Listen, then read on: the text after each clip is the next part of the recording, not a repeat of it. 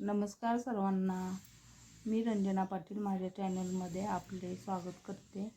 तर आज सकाळी लवकर उठून मग दार वगैरे स्वच्छ करून घेतलं, पाणी वगैरे मारून घेतलं आणि आंघोळ वगैरे करून पुन्हा तुळशीला पाणी घातलं, सूर्यनमस्कार केला, सर्वांना पाणी दिलं, सगळ्यांच्या आंघोळ्या वगैरे झाल्या, देवपूजा करून घेतली आणि म्हणलं आता नाश्त्याला पोहे बनवूया म्हणून पोहे भिजत घातले। तर पोहे भिजल्यानंतर खूप छान होतात, त्यामुळे पोहे आधी मी भिजवून ठेवते आणि पुन्हा नंतर मग कांदा चिरून, मिरची, कोथिंबीर, कढीपत्ता, शेंगदाणे सगळी तयारी करून घेतली आणि नंतर मी पोहे करून घेतले।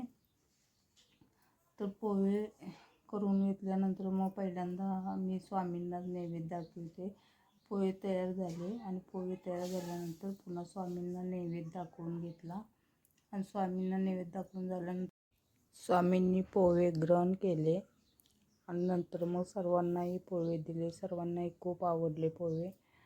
आणि तरी माझा व्हिडिओ तुम्हाला कसा वाटला ते कमेंटमध्ये सांगा आणि लाईक, शेअर, सबस्क्राईब करा।